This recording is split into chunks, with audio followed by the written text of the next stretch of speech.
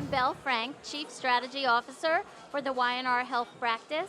I'm delighted to be here in Cannes with the ARF. Hi, I'm Mark Rappin with the Advertising Research Foundation. We're here talking about creativity, and we're the Advertising Research Foundation. How do those two things come together? Are they friends or foes? You know, that is such a great question. It's so irritating to me that research doesn't get its due in creativity. First of all, it totally can be used to help drive innovation and new thinking and new ideas, because you can't just sell something new by saying it's cool. You really have to have evidence on the outside that it's going to be helpful to the problem you're trying to solve.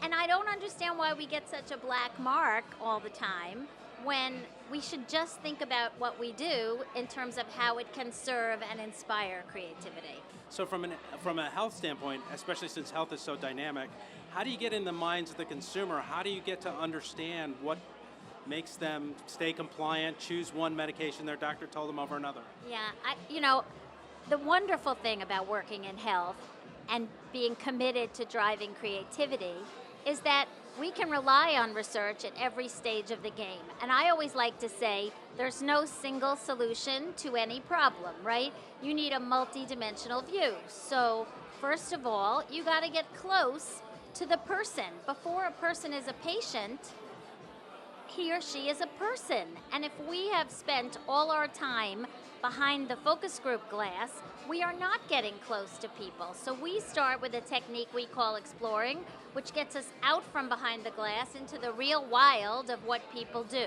That's one place we go. We go to social listening because people are talking and we are not asking questions. So we're getting a very good view of how they truly feel. And of course, we measure and predict what they're likely to do in response to certain messages. But if we only do that, we will lose. One of the things that you noticed in your research, which is really driving the event that we're having on August 8th, is that patient journeys change so dramatically. It used to be I felt I had a problem, I went to a doctor, I did what the doctor told me, there was no other patient journey. But now, people are much more dynamic and involved. What do you see? That's why we're doing the event, because clearly it is a more complex exercise. We recently worked on a project where people struggled. They actually had a problem, went to the doctor, struggled, and were told at the doctor to go back to the OTC aisle.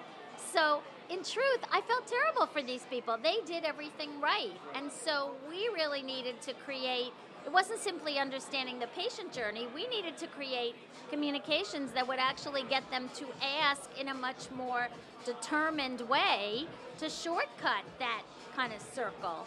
So I think the more we understand people's real feelings, how they're feeling before they're sick, what the illness has done to them, how they're feeling once they take their medications. There's so many opportunities to help people get the relief and the support and truly the better health that they need.